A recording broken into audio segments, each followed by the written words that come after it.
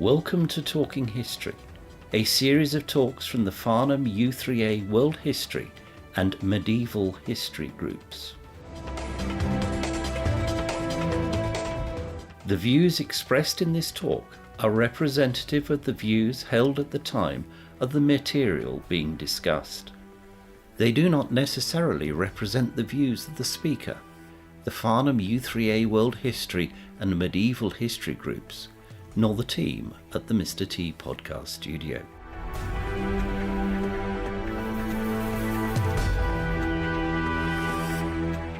Robin Hood. In this talk, David Simpson investigates three key questions. Who was Robin Hood? Where was Robin Hood? And when was Robin Hood?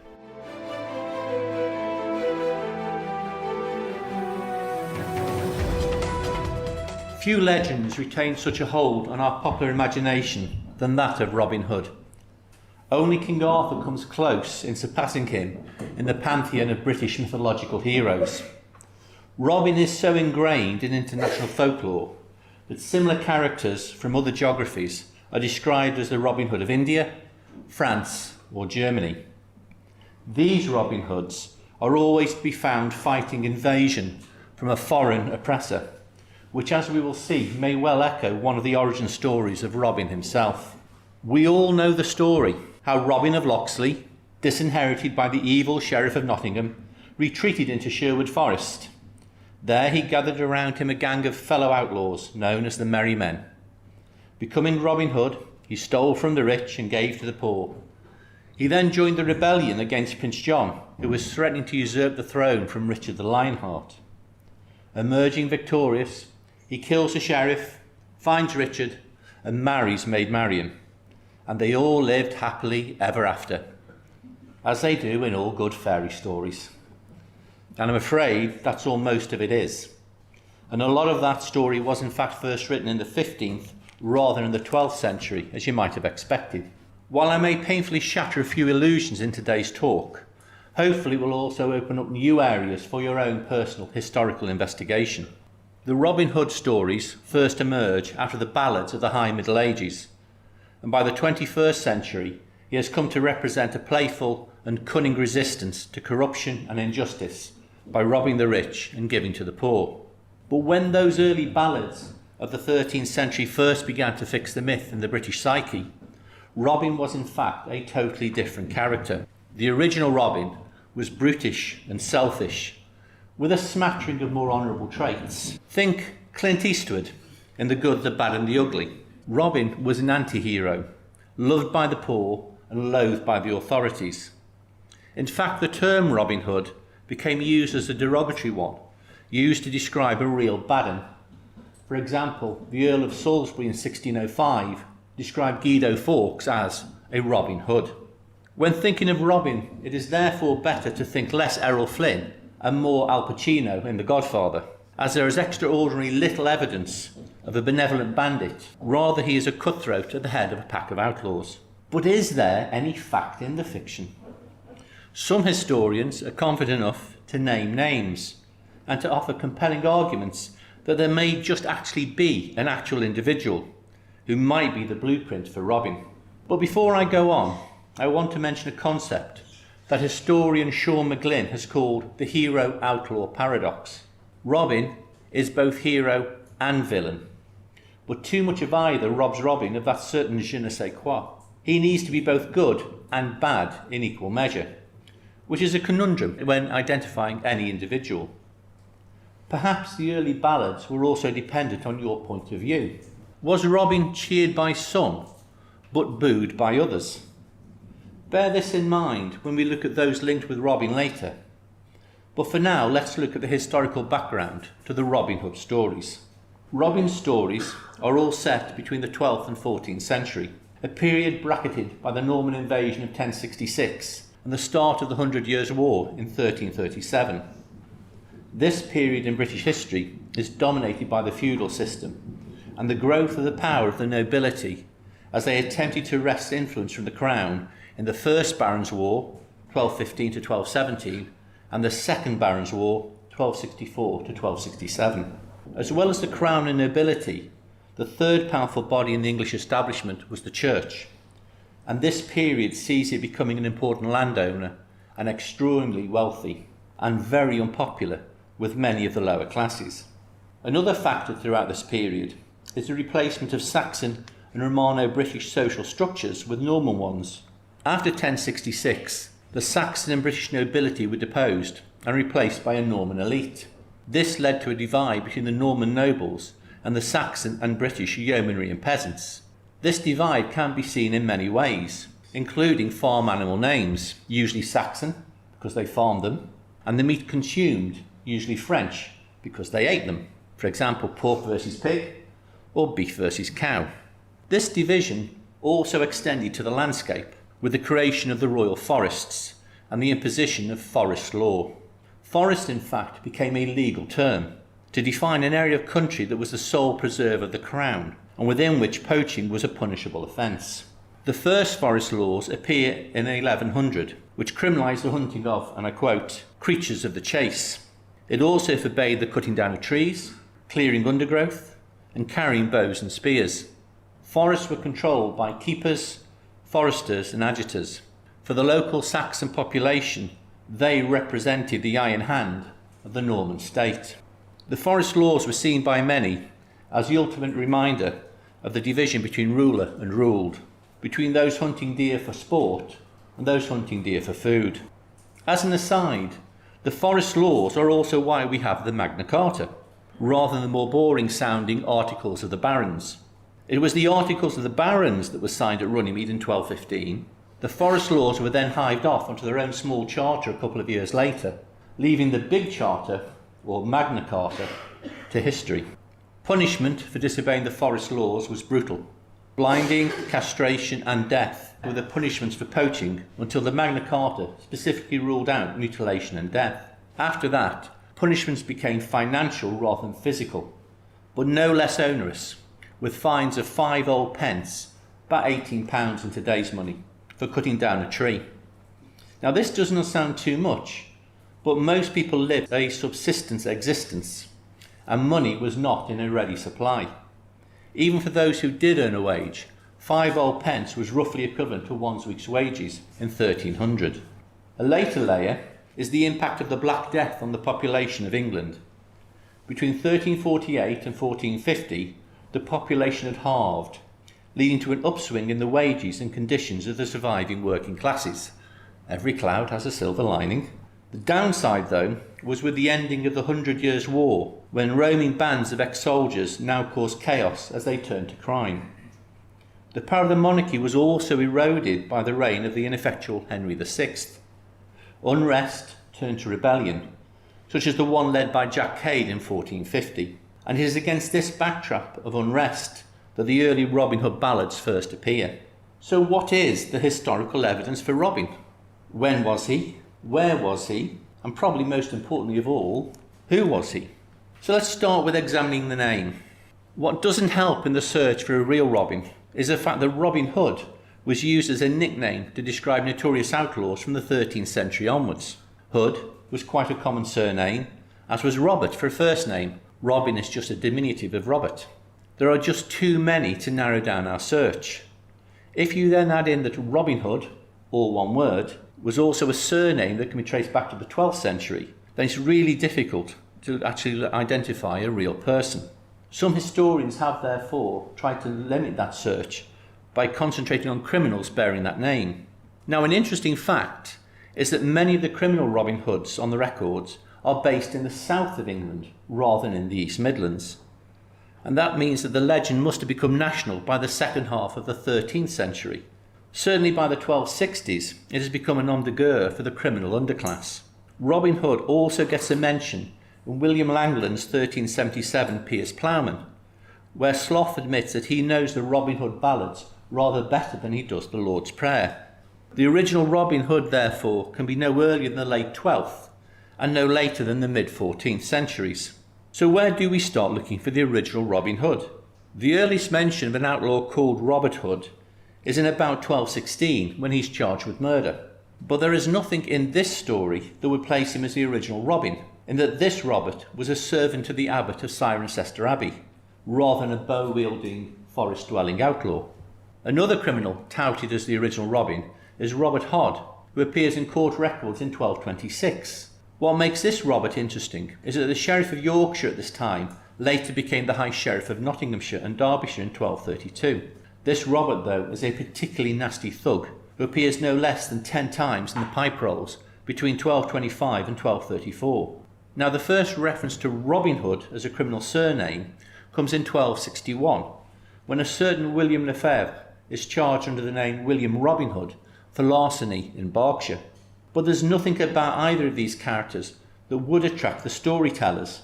But remember, in those early stories, Robin is no goody two-shoes, rather he is a hardened villain.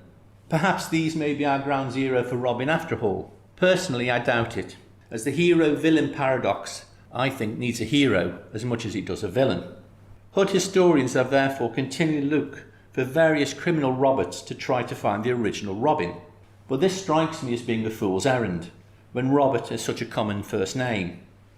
Then when you add in that Robin of the Hood is a play on words for an outlaw hiding his identity, in a period known for its poets and balladeers to play such word games, it becomes clear to me that the name Robin Hood tells us extraordinarily little, other than it was a common name with associations to the criminal classes. In my opinion, there never was an actual Robin Hood, rather it was a name given to outlaws. So if the name is a bit of a red herring, where do we go next? An interesting question to ask isn't who Robin was, but rather when Robin was. The stories that have come down the years seem quite clear. According to folklore, Robin was active during the 27 years of the reigns of King Richard I, between 1189 and 1199, and his brother King John, 1199 to 1216. More specifically, Robin was active between 1192 and 1194, when Richard I was held captive by Duke Leopold of Austria, and later by the Holy Roman Emperor, Henry VI. Except these stories rely solely on 15th and 16th century sources. In fact, pinning a date on Robin is as difficult, as there are stories of characters that sound very much like Robin, that span well over 100 years, from the late 12th to the mid-14th century. By the middle of the 15th century, the legend of Robin Hood was well known enough to be used in Norfolk in 1441 as a rallying cry for the disaffected poor to justify their actions in threatening to kill the local gentry. To them, Robin offered a morally acceptable solution to their problems. Local corruption could be turned asunder by violent actions. Later, in 1450, the Jack Cade Rebellion saw several rebel captains in the south of England identify themselves as Robin Hood. The problem with all these chronicles that mention Robin is they are from the 15th century, even if they refer to earlier dates, so their accuracy must be called into question. But there is something in the chronicles of Walter Bower that might just hold a germ of truth. Bower mentions Robin as being active in the mid-1260s, and this fits neatly into the aftermath of the Second Barons' War that was led by Simon de Montfort. The supporters of de Montfort, who died at the Battle of Evesham in 1265, were hounded by the victorious supporters of Henry III, and many were disinherited. They then took to a life of crime, and one of these may well be our leading contender for the development of the Robin Hood legend. More about him later. But hang on, what about Robin's connections to Richard the Lionheart? Scottish chronicler John Major, no, not that John Major, is responsible for why we so readily connect Robin with Richard I. This John Major had his chronicles published in 1521, and it is he who first links Robin and Richard, a linkage that has come to dominate our view of when Robin was active. Even as early as the late 16th century, people were accepting this connection. For example, playwrights such as Anthony Mundy were writing plays using this association, and it had become accepted as truth by the time Walter Scott was writing Ivanhoe, and is now so deeply ingrained in the nation's psyche that nearly every film and TV series in the last 100 years reinforces it as fact. John Major also plays a role in popularising the myth of Robin as the robber of the rich who gave to the poor. There is nothing, not one line, in the early literary sources that connects Robin with such charitable intentions. In fact, the early Robin in the ballads is portrayed as much as a thief and a murderer as he is a righter of wrongs. Okay, so if we can't always agree who Robin was or when Robin was, then surely we all know where Robin was, don't we? Well, you'll be glad to know that he does seem to be associated with both Sherwood Forest and Barnsdale Forest. There is a family by the surname Hood who are actually still associated with the area around Barnsdale Forest. And while they can trace their family history back to the 1200s, there is absolutely no connection to our Robin Hood. Now, this connection with forests also makes sense in that Robin was supposed to have a large band with him, about 120 to 150 men, and where better than in a forest to hide them? Also, in the medieval chronicles, there is a specific name for outlaws who are found hiding in the woods, and that is Silvatici, and that is a name often connected with Robin. Soon after 1066, Sherwood Forest was designated a royal forest, covering over 100,000 acres, and including the royal palace of Clipstone. Now, the palace of Clipstone is where 8 of the kings from Henry II to Richard II visited. Sherwood wasn't just woodland. It also included monastic establishments, small communities, and industrial use such as charcoal production. The Great North Road also ran straight through it. It was therefore ideal territory for those living outside the law. However, an issue has been raised recently with linking Robin to either Barnsdale or Sherwood Forest, and that is they were probably too small by the 13th century to realistically hide Robin and his band of men. They might have been relatively safe in the height of summer, with the leaves full on the trees, but in the middle of winter, all the sheriff needed to do would be to keep a lookout for smoke coming from the fires needed to cook food and to keep everybody warm. I'm surely that was not too taxing a job. Also, if the areas of these two forests was too small to hide the outlaws, then there was probably equally too small an area to provide sufficient ambush points. If the same spots were used time and time again, then the sheriff could anticipate Robin's actions and easily catch him red-handed. But why is there this insistence that Robin is connected with Sherwood and Barnsdale forests? And that's because they are the locations specifically used in all the original ballads. But if the ballads are not able to tell us accurately who Robin was or when Robin was, why should we believe them as to where Robin was? After all, they're entertainment, they're not a documentary. And in fact, there is some evidence in the use of the name Robin Hood to suggest that Robin could just as easily be associated with Kent, Berkshire, or even Dorset. You know what you're saying? There's all these locations around Nottingham area that are specifically connected with Robin. So what about them? What's their history? There is an enduring myth that as Robin lay dying, he fired an arrow and asked Little John to bury him where it landed. One suggestion for this location is near the ruins of Kirklees Priory in Barnsdale Forest. Unfortunately, the earliest reference to this spot is only in a 17th century chronicle, which names Robin as the Earl of Huntingdon and appears to echo the 16th century plays that similarly link Robin to the nobility. The second place, of course, is the Major Oak in Sherwood Forest, near the village of Edinstowe. Folklore has this as Robin's forest throne, but there are serious doubts about its age. It may only be 800 years old, in which case it would have been a minor oak when Robin was active. The Major Oak, though, is the biggest oak tree in Britain, with a canopy of well over 28 metres, a trunk circumference of 11 metres, and an estimated weight of 23 tonnes. That's one big tree. Although it's undeniably big, that's not why it's called the Major Oak. In 1790, soldier and antiquarian Major Hayman Rooke authored a book detailing the oak trees of the area, and people began to refer to it as the Major Oak. The third place that's connected to Robin is his famous well. This is in Skellow in South Yorkshire, in what was once Barnsdale Forest. Now, its current location isn't exactly where it was. It was moved about 100 metres when the A1M was built. However, it was only named as Robin Hood's Well in the 18th century by the 3rd Earl of Carlisle. So if you don't know who Robin was, when Robin was, or even where Robin was, is there any evidence of a real man behind the tights? Well, 15th century chroniclers such as Walter Bower talk of Robin as a real person who was active sometime in the 13th century, but offer little evidence to back up the claim. And this is the problem. The historiography of Robin is based solely on ballads written during the 14th and 15th centuries. But just like King Arthur, there are tantalising wisps of fact in the fog of myth. Who might have been Robin? There are several outlaws that historians have identified who may have been the inspiration for the ballads and early stories. But a key question we must be aware of is, did these flesh and blood characters contribute to the development of the myth? Or is there, hidden somewhere in the mists of time, an actual genesis of the myth? Someone not named Robin Hood, but maybe the starting point for the legend. The actual starting point must be that they were active by the mid-13th century at the latest.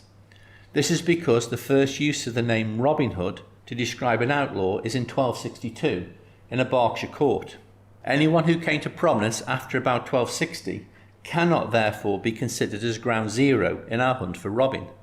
In addition, Robin must be of Saxon extraction and a member of the yeomanry or peasantry. From the many suspects, and there are many suspects, that have been identified by some serious historians, I have chosen just 4 who may be the original inspiration for Robin. However, if the search for Robin was this easy, then he would have been found many years ago. Each of the 4 that I will go through have some serious issues when you held up their story against the facts that we know. And to top it all, none of them are called Robin and none of them are called Hood. This name is, in my opinion, just made up by the balladeers as a play on words. However, each of the 4 that I am going to mention, I believe, are part of our Robin, because I think, like King Arthur, Robin Hood is a composite figure made up of several individuals that the balladeers pulled into one legend. The first one I want to mention is a nice gentleman called Roger Godberd. Now, Roger led a band of highwaymen in the 13th century, and they were active along the Great North Road, and has been championed as the real Robin Hood by David Baldwin in his 2011 book Robin Hood, the English Outlaw Unmasked. Now, Roger lived sometime around 1230 to 1290, and he did have close connections to Nottingham. He served in its garrison and was later held there as a prisoner of the Sheriff of Nottingham. Now, Roger fought for Simon de Montfort in the Second Barons' War, when barons sought to force Henry III to rule with a council of barons rather than through his favourites. But de Montfort was killed at the Battle of Evesham in 1265. Roger Godberd, from that date on, began a guerrilla war throughout the East Midlands, and in 1270 struck as far south as Stanley Abbey in Wiltshire, that saw horses, money and valuables taken, and at least 1 monk killed. Finally captured in 1272 by royalist forces, Roger somehow escapes execution. We then lose sight of Roger in the official records until about 1287, when Roger pops up accused of poaching in Sherwood Forest. While there is a clear link with the Robin Hood stories, Roger is active in Nottinghamshire, accused of poaching in Sherwood Forest, has a clear dislike of the king and religious houses. There are just enough details to render Roger as not being the precursor of Robin. For example, there is no resolution of the hero-outlaw paradox. Roger is quite simply 100% outlaw. The most damning, though, are his dates. We know by 1261 that the name Robin Hood was used as a pseudonym for an outlaw. Therefore, Roger is simply too late, as the earliest we can place him as an outlaw is in 1264, 3 years later. In my mind, though, there is no doubt that Roger may well have helped to develop the Robin Hood myth, especially his role in the Second Barons' War, his conflict with the king, and his connection with Nottinghamshire in general, and Sherwood Forest in particular. The next suspect is a name known by many, but with few ideas as to who he actually was. Hereward the Wake is a genuine historical hero. Jim Bradbury champions Hereward in his 2010 book Robin Hood. Now, Bradbury identified the main source for Hereward. It's a book called The Deeds of Hereward, and Bradbury called it a 12th century work describing an 11th century hero discovered in a 13th century collection of legal works. The term wake probably means watchful, Hereward was a minor Anglo-Saxon landowner living in Lincolnshire who resisted the Norman conquest. On his father's orders, Hereward is exiled just before the Norman invasion of 1066, and his lands are given to one of the nouveau Norman rulers. On his return to England in 1066, Hereward becomes a focal point of English resistance in the Fenlands. Here, he avenges the death of his brother by killing 15 Norman knights and displaying their decapitated heads on the gates of his former home in Bourne in Lincolnshire. Hereward then escapes to the continent, only to return in 1070. He then becomes a national hero in his defence of Ely across 1070 and 1071. Hereward is portrayed as the leader of the Selvatici, the free-born Englishmen who were taken to the woods upon the invasion of the Normans, and as you remember, that's a term often associated with Robin himself.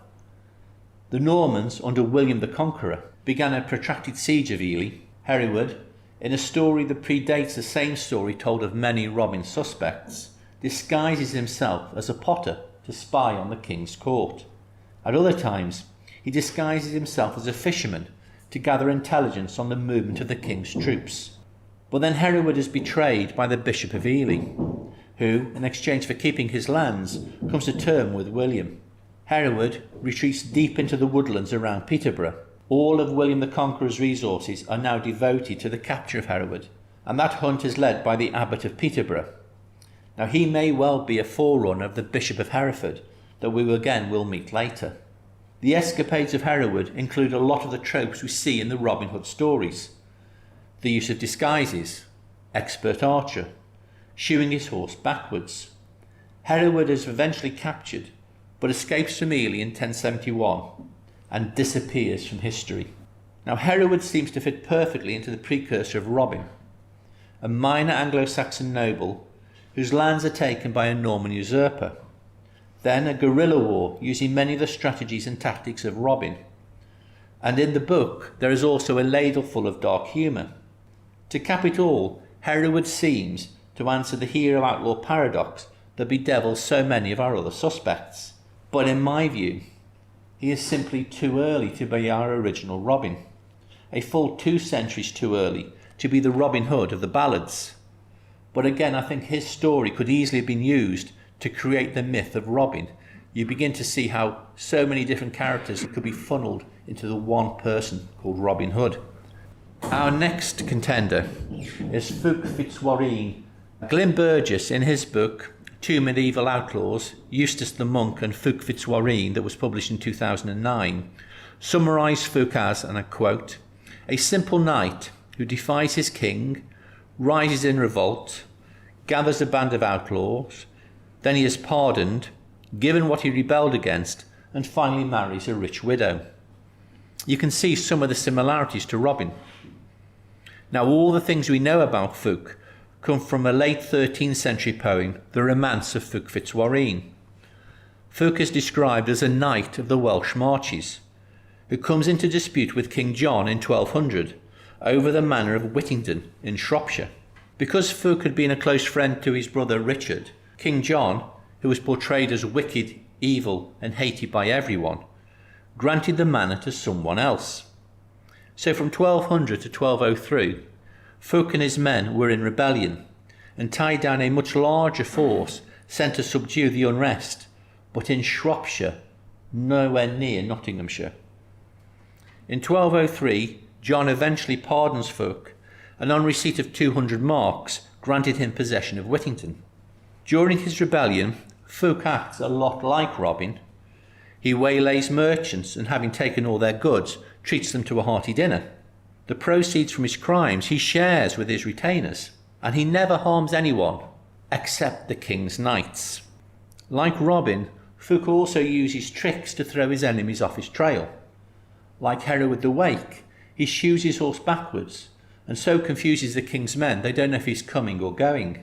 Now the original poem on which we all know about Fulk is full of dark humour and violence, with Fulk not being above dispatching bound prisoners with a stroke of his sword, or executing peasants who do not side with him.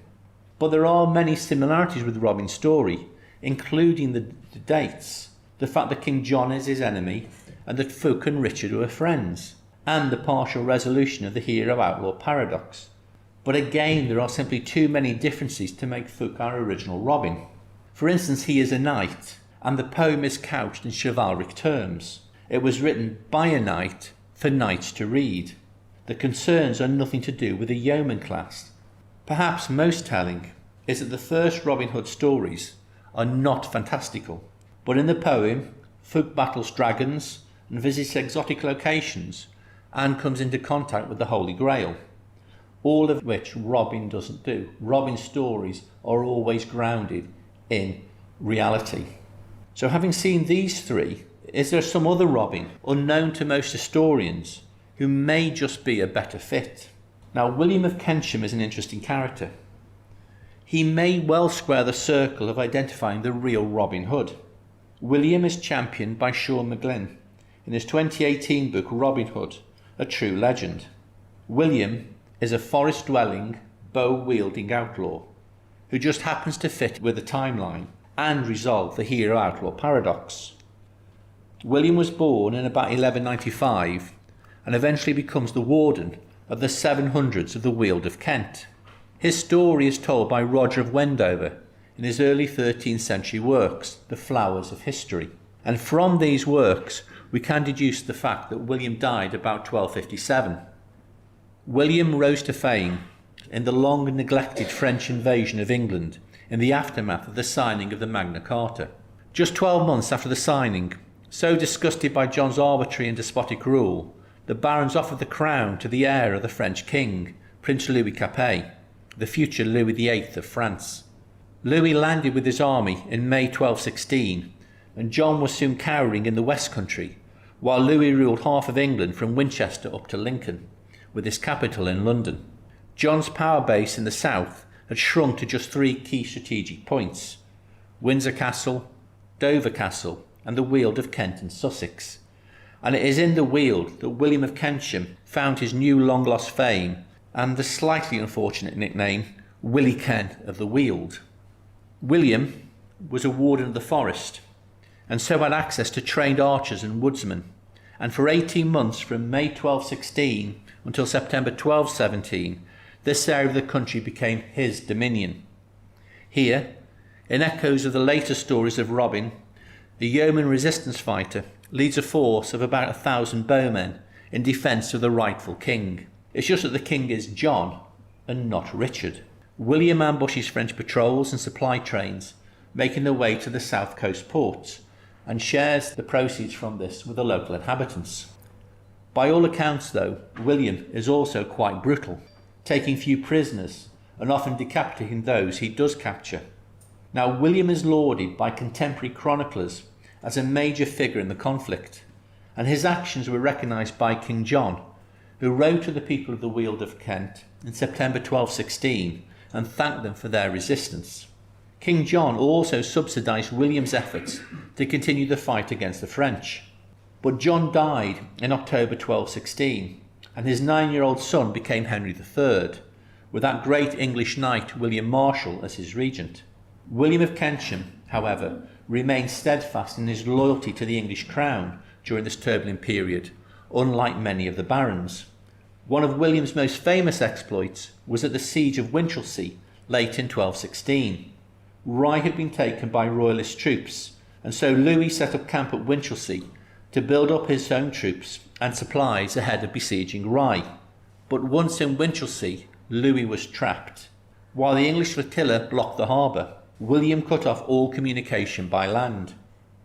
William's fierce grip in the area and his bloody effectiveness saw Louis in a desperate situation.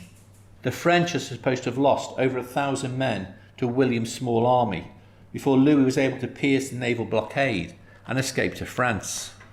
But William wasn't done yet. When Louis returned in the spring of 1217, he made his way to the siege lines at Dover Castle, where the royalist garrison still held out against the French.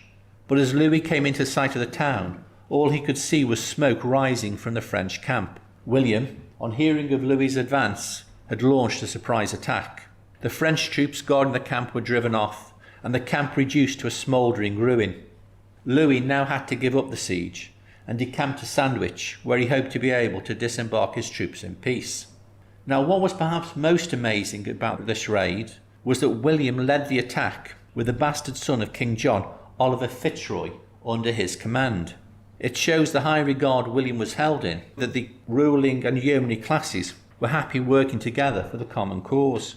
Defeat at Lincoln in May, as well as in a naval action off Sandwich in August, saw the end of Louis's ambitions, and he sued for peace, leaving England finally in September 1217. William was recognised by the Crown for his actions and loyalty throughout the 18-month invasion. He received the title of Warden of the Weald, as well as about 120 acres of land, an annual income, a pension for his wife upon his death, and elevation to the rank of squire. William, perhaps more than any other contender, in my view, resolves the hero-outlaw paradox. A hero to the English royalty and to the common folk, an outlaw to the French and the barons who backed Louis. But also the timing and location are important. For let's not forget that the first mention of Robin Hood comes from 1261 and is very much a southern tradition rather than a northern or midland one.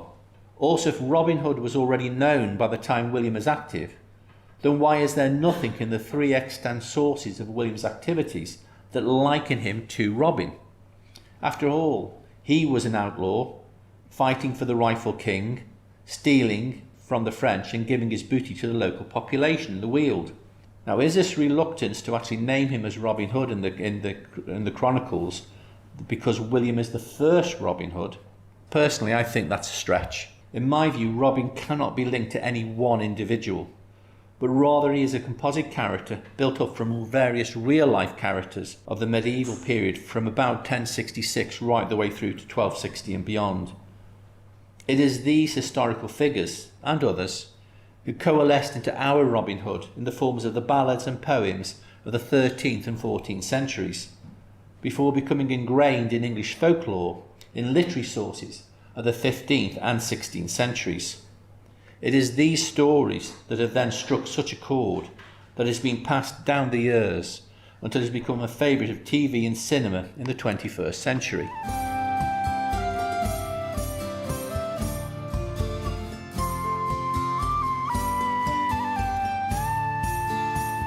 The second half of the talk really starts looking at some of the actual sources for Robin and how the myth has been transmitted down the centuries.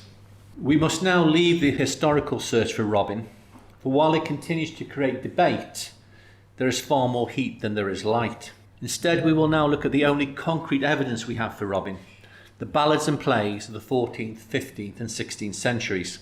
The ballads themselves emerge at a time of great upheaval, following the end of the 100 Years' War and the start of the War of the Roses, when the labouring poor and the knightly retinues of the great captains were looking for entertainment, and a hero who could take on corrupt state officials, mete out violent justice, and all while winning the hand of the fair maiden, of course. For it is in these ballads and plays that is created the legend that is Robin Hood. There are 5 ballads that form the accepted canon of original Robin Hood ballads. They are Robin Hood and the Monk, Robin Hood and the Sheriff of Nottingham, Robin Hood and Guy of Gisborne, A Jest of Robin Hood, and Robin Hood and the Potter. Now, the dates are the only ones that we can actually identify, but it is beyond doubt certainly 14th and possibly 13th, and may even stretch into the 12th century. The main source for our legendary Robin is the ballad The Jest of Robin Hood. It appears in the mid-15th century, but some historians, including Professor Sir James Holt, perhaps the preeminent Robin Hood historian, have argued for a date as early as the mid-13th century. The jest has been called, and I quote, the encyclopedia of the medieval legend of Robin Hood. In summary, the jest is based in Barnsdale in Yorkshire, with some forays into Sherwood Forest. It contains many of the themes that are familiar to us, and some that are not. For instance, there is the mandatory archery competition, the humiliation of the Sheriff of Nottingham, and the upbraiding of the church for being lovers of money rather than lovers of humanity. But interestingly, Robin is a moneylender as well as an outlaw, and the only allusion to robbing the rich and giving to the poor is one line where it's said that Robin is a good outlaw and did a poor man much good, although the poor man in question is a knight, and the much good is that Robin gave him a loan and expected it to be paid back with interest.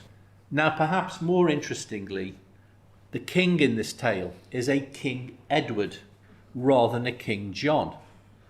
But which King Edward? The first, second, third or fourth? Now, I believe that Edward IV is very much a long shot, as it is too recent in comparison to the dates of the earliest canonical ballads. Edward II doesn't make much sense in the context of how the King Edward of the Jest is portrayed. In it, this King Edward indulges in macho knockabout banter. Edward II is far from macho in most history books. In my mind, that leaves us with only two possible contenders, Edward I and Edward III. Now, my money would be on Edward I as being the most likely, if we accept the contention that Robin may well be associated with the Second Barons' War. During the Second Barons' War, Edward I was then Prince of Wales, son of Henry III. These early ballads are a mixture of the serious and the comic, and they show us how Robin was first viewed. Very much the anti-hero, more thug than benevolent leader of the merry men.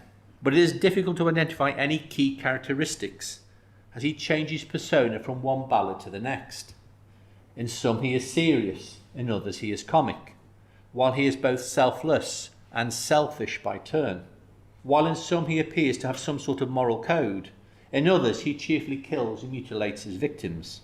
He is anti-church while being deeply religious. What he is not, I'm afraid, is that lovable rogue so common in the stories we are so familiar with. That is a very much 19th century invention, as we shall see later. So there are no answers, only hints in the ballads to identify who Robin may have been, nor do they do much to fill out Robin's backstory.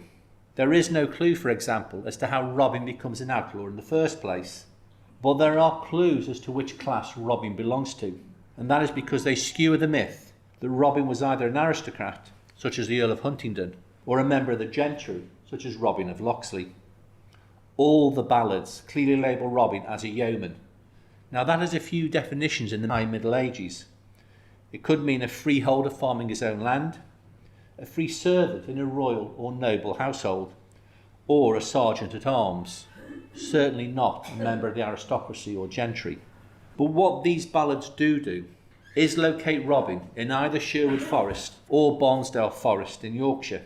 Now, as I said, there is no historical basis whatsoever for the location, but something clearly anchors Robin in this area. And I think that the reason for that is that it was around this area, possibly in Nottingham Castle, that the ballads were first composed. In my view, they used the local area in which the balladeers first wrote of an outlaw with heroic tendencies. The ballads were then performed the length and breadth of the country, and so became ingrained in the folklore of England. They have survived to this day, forming the foundation for new folk tales, incorporating the legend even into the 21st century.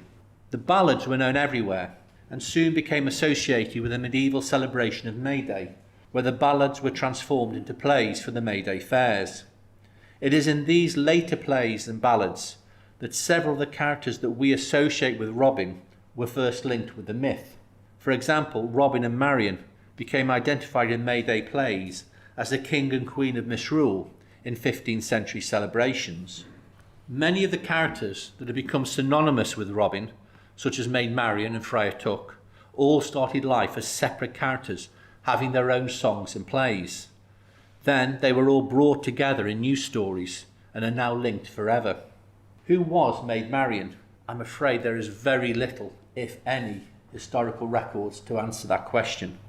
In most 19th and 20th century stories, she is meek and mild, as befitted her virginal status. But today she is more likely to be represented as feisty and no man's fool. But where did she come from, and how did she become associated with Robin? The etymology of the word maid is interesting in and of itself, as it only appears in English in the late 12th and early 13th centuries, at about the same time as the earliest dates associated with Robin. A maid was originally an unmarried woman, especially a virgin.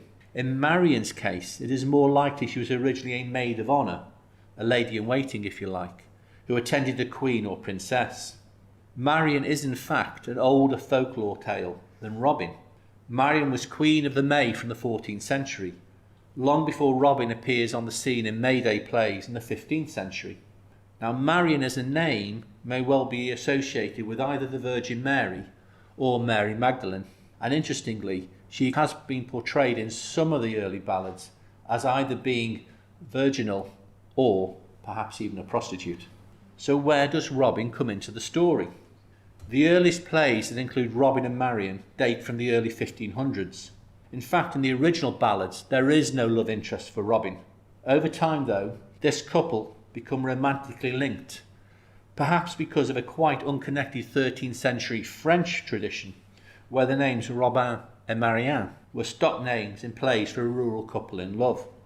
It is probable that originally there were Marian plays and Robin plays, that over the course of time these morphed into one story, using that French tradition to link these star-crossed lovers into a single narrative. Now, Marian commanded high respect in the Tudor period for her courage and independence, as well as her beauty and loyalty. For this reason, she is celebrated by many 21st century feminist commentators as one of the earliest strong female characters in English literature. Now, Friar Tuck does not appear in any of the early canonical ballads, but arrives much later in the 15th century. Despite how he's portrayed today, Tuck was not always fat, nor lazy, nor a drunk, but he was always a friar, which I'm afraid is another dagger in the heart for those who link Robin with the late 12th century, as there were simply no friars before the second decade of the 13th century. A friar is a member of the mendicant religious orders who worked directly with the people instead of being cloistered in monasteries and relied upon receiving alms from the local population. The earliest mendicant friars were members of the Dominicans or Franciscans, and these came into being in the 1220s. Friars simply did not exist in the time of Richard the Lionheart or King John. Now, Tuck first appears in May Day entertainments and only in Tudor times leaps into the ballads and plays associated with Robin. But there was in fact a real-life Friar Tuck. A Sussex chaplain used this name in 1416. His armed gang stole game animals across Surrey and Sussex and burned down the dwellings of crown servants such as foresters. So the name may well have been noted as being particularly unusual, and so then may have been used in the later stories as his notoriety spread, one of the only actual real-life connections to the Robin stories. You'll be glad to know that Robin's chief sidekick has always been Little John.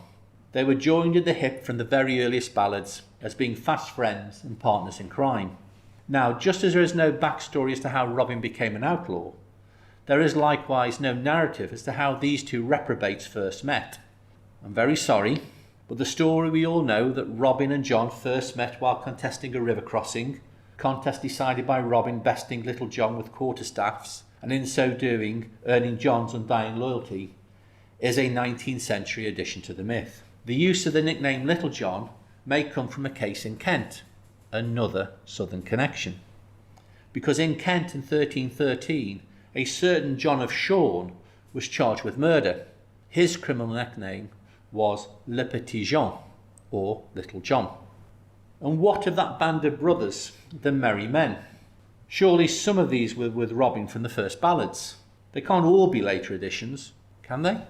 Well, fear not, because those famous merry men, David of Doncaster, Arthur a Bland, and Gilbert Whitehead, have all been with Robin as long as Little John. David who? Alan and Gilbert what? Well, their names don't exactly rip off the tongue, do they? Well, that trio may not be so well known, but another two early companions are much more familiar. Much the Miller's Son and Will Scarlett are with Robin from the get-go. But I'm afraid you can forget Much the Miller's Son, because that your rapscallion, whose only crime was to poach a deer, in fact is a murderer of a young page boy in Robin Hood and the Monk, one of those 5 canonical ballads. Will Scarlett has always been an interesting character and one of the most consistent as to how he's been portrayed. As usual, there isn't a large backstory, but there's more to Will than most. Now, Will seems to be some sort of relation to Robin. A half-brother or nephew seems to be the most common idea, and as the years have progressed, he seems to become a conniving backstabber where Robin is concerned. And I'm afraid you can forget him being dressed in red. His surname originally was Scathlock, which has morphed over the years into Will Scarlet. Whatever their relationship, Will, like the rest of the merry men, is bonded by his criminality rather than for any search for justice, defence of the rightful king, and certainly not in the pursuit of Marion's hand. And Alan a Dale the troubadour? Well, he's even a later addition to the story. He doesn't appear until the 17th century as one of several new merry men, but only Alan survives to this day, possibly because it was a useful narrative to have a wandering minstrel to sing the ballads and narrate the stories in the later plays. So if you can call this gang of cutthroats the heroes, who are the villains of the piece? You'll be glad to know that all the earliest ballads name the three baddies in our tale: the Sheriff of Nottingham, the Bishop of Hereford, and Guy of Gisborne. All three have a role to play in the telling of the story and represent the threats that the Saxons' yeomanry and peasantry faced in the High Middle Ages. The Sheriff represents the overweening power of the state, the Bishop, the corrupt Catholic Church intent on becoming rich at their parishioners' expense, and Guy, the brutal justice the Saxons would face if they transgressed Norman laws. Sheriffs were appointed to every county in the kingdom. By the reign of Edward I, these posts were no longer sinecures for royal favourites and were measured on how much revenue they could raise for the crown through the collection of taxes. They were also ordered to maintain royal property, including the royal forests, by the strict imposition of the forest laws. And for the stories of Robin Hood, they also held one other important role to play: the maintenance of law and order by rooting out outlaws. Of course, Robin's arch-enemy is the Sheriff of Nottingham. Robin's rivalry with Prince John is a much later addition. But there is a problem with the Sheriff. Most scholars place the origins of Robin Hood to be somewhere in the rough 100 years, between the early 13th to the mid-14th century. Unfortunately, the title Sheriff of Nottingham didn't exist until the middle of the 15th century, just as the early ballads and plays came into existence. But if there wasn't a Sheriff of Nottingham, there was someone who could have been mistaken as such, and that was the High Sheriff of Nottinghamshire, Derbyshire, and the Royal Forests. Now, what I find interesting is that the Sheriff is never actually named in any of the ballads, so it doesn't help us to narrow down the when Robin was supposed to be active. The Sheriff is in many ways the nameless representation of the corrupt system who ground down the population by unfair laws and high taxation. And even more interestingly, in some of the early tales, he isn't even identified as the Sheriff of Nottingham. Rather, is referred to as just the Sheriff, making him very much the symbol of a nationwide repression. Why the early ballad writers chose to make the Bishop of Hereford Robin's main religious enemy is, I'm afraid, lost to history. Throughout the 12th to 14th centuries, there was always a Bishop of Hereford. So why was that specific bishopric chosen to represent church corruption? My thoughts are that the See of Hereford was across this time an extremely wealthy part of the country, and it is possible that one of the bishops may have had a reputation for corruption, who grew rich on the backs of the local Saxon population. In fact, if we do have a Bishop of Hereford, who some historians have suggested, then it may well be a guy called Adam Alton. Now, Adam Alton was an unpopular Bishop of Hereford in the reigns of Edward II and Edward III. He was even charged with treason in 1322. Later, Alton supported a rebellion by Edward II's wife Isabella and her lover Roger Mortimer. Alton even encouraged Edward II to give up his throne, and he may even have been involved in the former king's murder. So you can see how he may well have become associated with the Bishop of Hereford. If the Sheriff was Robin's main enemy, then it was the Sheriff's strong arm who was often Robin's direct foe. In the earliest stories, Guy isn't Sir Guy, as he would later be called, but rather a yeoman, the same class as Robin, but of Norman rather than Saxon blood. Interestingly, in the earliest story where Guy is mentioned, he's based in Yorkshire rather than within the area controlled by the Sheriff of Nottingham. But in all the ballads, Guy is killed by Robin and is mutilated to hide the identity of his corpse, which allows Robin to enter the Sheriff's camp, disguised as Guy. As to who Guy was, is completely unknown to history, as there is no Guy of Gisborne in any historical reference that any of the historians I've quoted can find. So by the middle of the Tudor period, the early ballads and the plays had become part of the folklore of the country. Maid Marian, Friar Tuck and Little John are all present and correct. Robin, the Saxon yeoman, is the leader of the merry men. But then, as the Tudor period enters the last decades of the 16th century, something strange happens. Robin, the heart of oak Saxon yeoman, scourge of the Norman aristocracy, suddenly becomes Robin, the Earl of Huntingdon. Why? In part, because Robin was too subversive for the Tudors and later the Stuarts. Both the Tudors and the Stuarts always sat uneasy on the throne, and who wanted a member of the Saxon underclass fomenting discontent and advocating overthrowing the crown, even if it was only a story? So rather than a Saxon yeoman taking on the Norman aristocracy, how much safer would it be if the story was that Robin was a member of the aristocracy, fighting corruption and disloyalty to the rightful king? But why the Earl of Huntingdon in particular? Because the Earl fitted quite nicely with Robin having Saxon origins. The Earldom of Huntingdon was created in Saxon times, and unusually, the original Saxon family held on to that title post 1066. That line had become extinct in 1237, which left plenty of scope for the later 15th and early 16th century playwrights to wield considerable artistic license involving lost sons and lost inheritances. Robin is in fact first associated with the Earl of Huntingdon in two plays by Anthony Munday. Now Munday lived between 1560 and 1633 and was a contemporary of Shakespeare, and he even co-wrote some plays with Shakespeare. Of interest to us, though, are the two plays Munday wrote between 1597 and 1598, The Downfall of Robert Earl of Huntingdon and The Death of Robert Earl of Huntingdon. In these plays, Munday took the May Day plays that featured Robin, Marianne et al., and turned Robin from yeoman to noble. Munday gives Robin a proper backstory for the first time. He has been robbed of his lands and driven into the forest by a corrupt system and must fight for its inheritance. It was in plays like these, written across the end of the 15th and early 16th centuries, that Robin became associated with robbing the rich and giving to the poor. So where did that concept come from?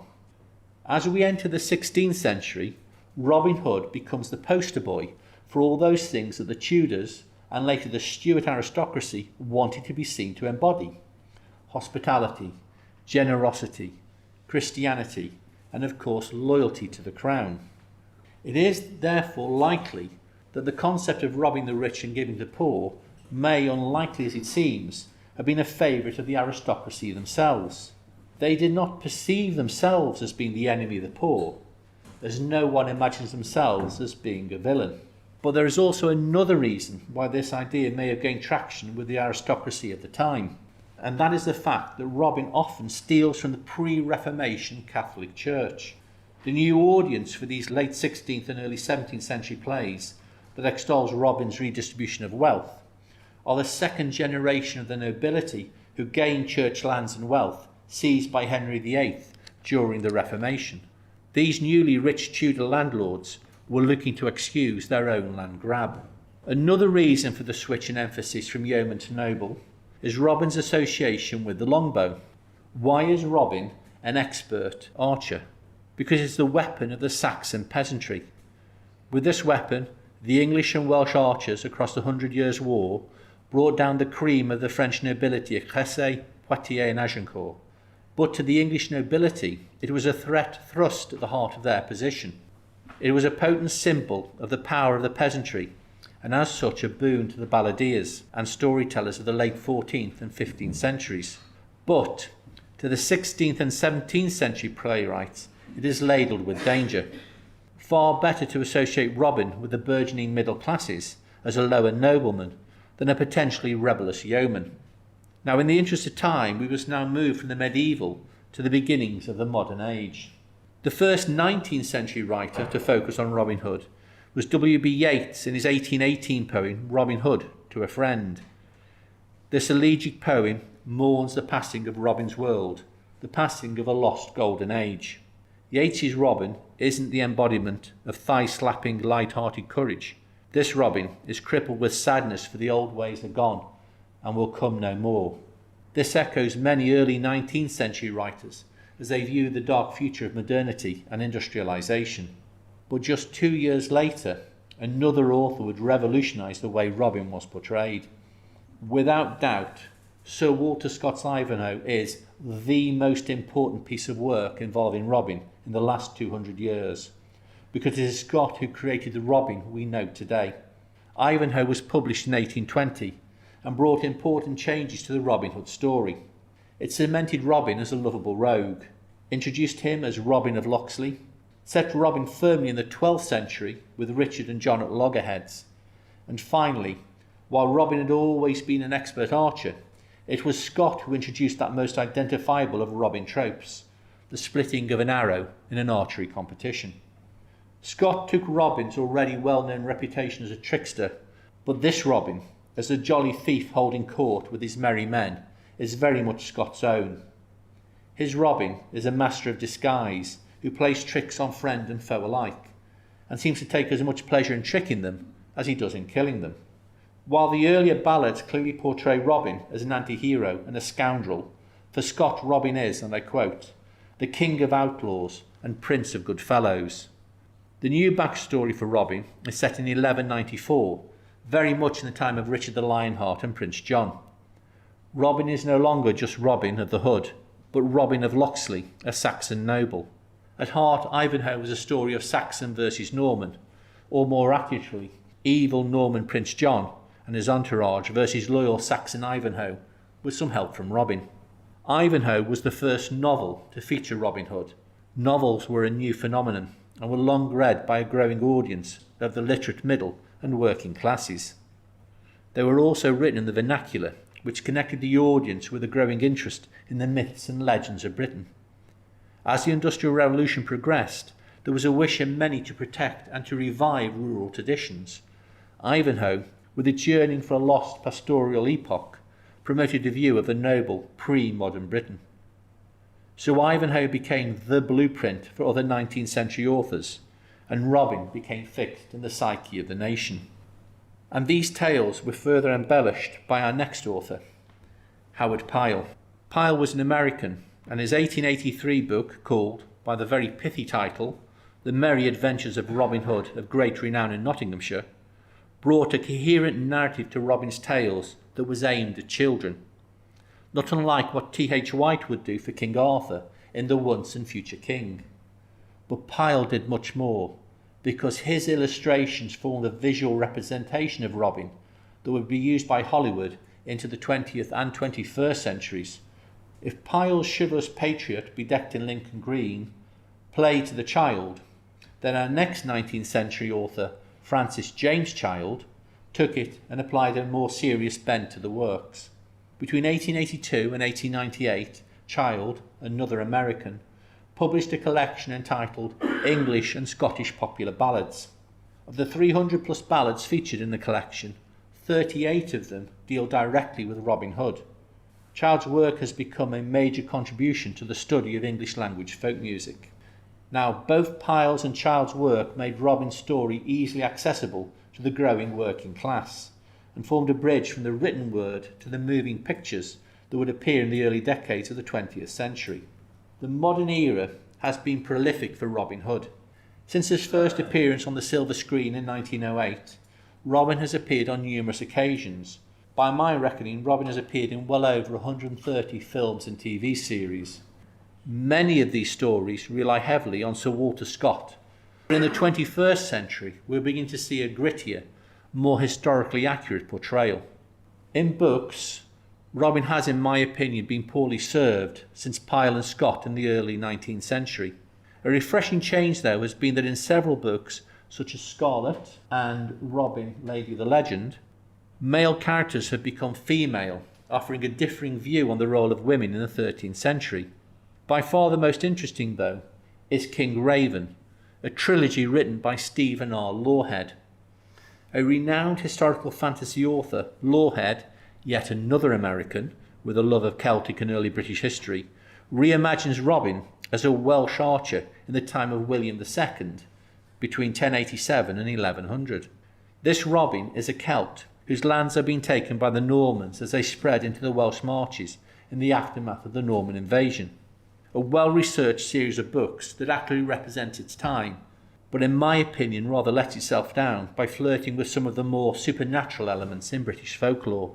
Now, Robin on the telly. Robin made his first appearance on the box in 1953, with Patrick Troughton playing Robin, and there have been many appearances since. I have chosen just 3 to focus on. The Adventures of Robin Hood, and no, I'm not going to sing the theme song, was a British television series comprising 143 half-hour black and white episodes, broadcast weekly between 1955 and 1959, and repeated ad nauseum across the 60s. It starred Richard Green as Robin Hood and Alan Wheatley as the Sheriff of Nottingham.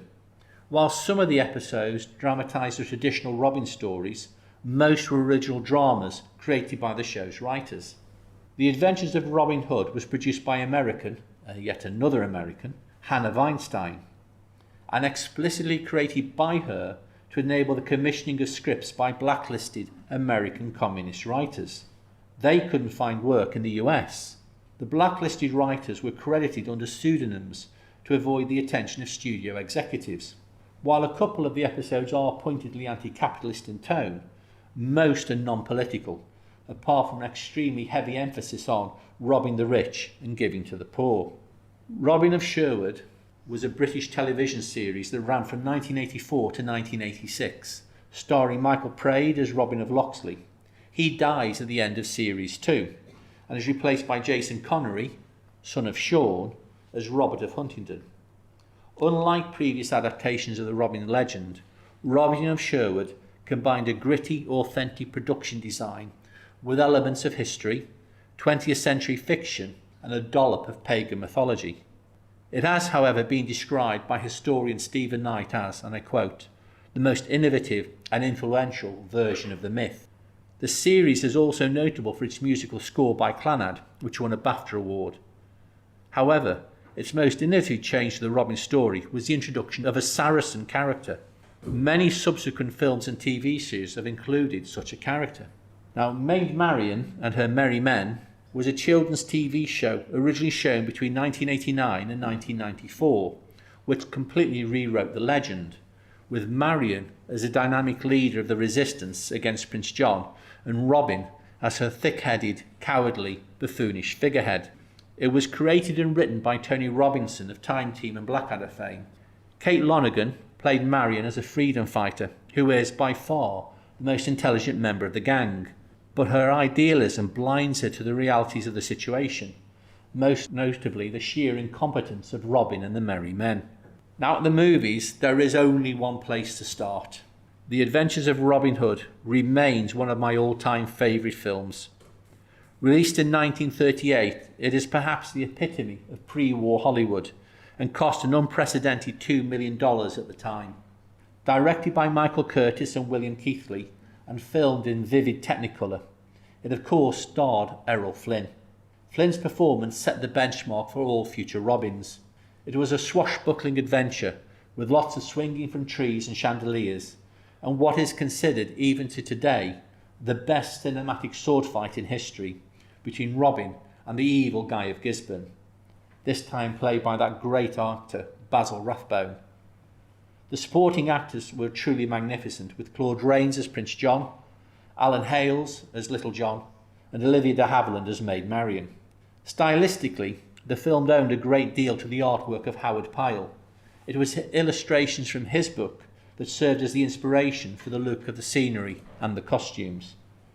And in turn, this film has also been the inspiration for other films and TV series, including, believe it or not, Disney's Robin Hood. For many children, this remains the introduction into the world of Robin Hood. The characters are all reimagined as anthropomorphic animals, with Robin as a fox who was supposed to be voiced by Tommy Steele, but whose voice wasn't considered sufficiently heroic. Produced and directed by Wolfgang Reifman, it was the 21st Disney animated film and the first entirely post-Walt animated feature. It has grossed approximately $40 million in the 49 years since its release, and there are rumours of a live-action remake to be released sometime in the mid-2020s. In my opinion, second only to Errol Flynn is perhaps Kevin Costner's rendition of Robin Hood in Prince of Thieves, released in 1991. Also starring Morgan Freeman, Mary Elizabeth Mastrantonio, and the scene-stealing Alan Rickman, it had a mixed critical reception, but was a massive box office hit, taking nearly $400 million. Freeman and Rickman won accolades for their performances, and who can ever forget Bryan Adams' hit Everything I Do It For You, which was number 1 in 19 countries and spent 16 weeks at number 1 in the UK. The idea of a rich, spoiled kid who became a better man following his imprisonment in Jerusalem was an interesting take on the traditional Robin myth, even though Robin, as a returned crusader, was first introduced by Scott in Ivanhoe. The film Robin Hood, released in 2010, starred Russell Crowe as Robin, Kate Blanchett as Marion, and William Hurt as William Marshall. Now this is a remarkably interesting study of the Robin myth. Directed by Ridley Scott, the film was subjected to several rewrites before finally becoming based on the French invasion of 1216 and the beginnings of the Robin Hood story. Crowe plays Robin Longstride, a common archer, with an accent that is either Yorkshire or Australian, depending on the scene. He is present at the death of Richard the Lionheart at Chaluz, and in a series of adventures brings news of his death to England.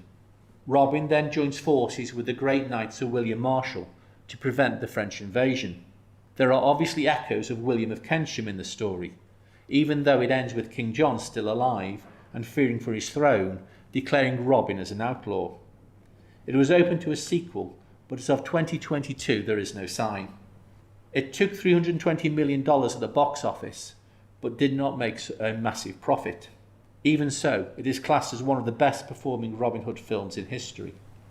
So why is Robin Hood such an enduring figure? The ideological roots of this may be found in the old Saxon kingdoms. Robin has been identified with the Saxons from the earliest stories, and this fascination may be tied to the traditions of common law, trial by jury, and the long road towards parliamentary democracy. The story of Robin Hood as it developed became one of Saxon versus Norman, of freedom-loving Saxons versus absolute monarchy and serfdom. Of course, this fascination with the Saxons completely forgets that the Saxons were once the interlopers, who subjugated older and maybe even better ideas of society. Robin and his stories need to be viewed as a form of dissent against taxation and an overbearing state. Therefore, King John becomes the big bad in Robin's story, because his taxation policies provoked the revolt of the barons and that led to the Magna Carta. Therefore, to later nobles, Robin's descent is legitimised by his siding with the nobility against King John. It also explains why Robin morphs from Saxon yeoman to Saxon nobility in some of the tales. It also explains why being called Robin Hood was a compliment to the Saxon population and an insult used by the Norman nobility well into the 14th century and beyond. In fact, it is only by the 16th century that Robin becomes acceptable to both peasant and prince. And from the 16th century, the stories become more fixed on justice, honour, and resistance to corruption and the abuse of power by an overbearing state. Throw in a new concept of robbing the rich to give to the poor, and you have in Robin a hero of both the left and the right. Robin is, and will remain therefore, a man for all seasons. Thank you.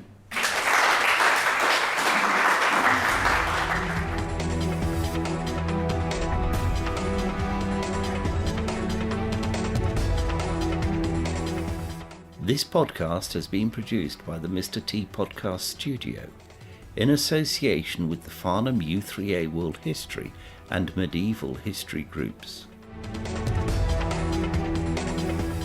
Thank you very much for listening to this talk.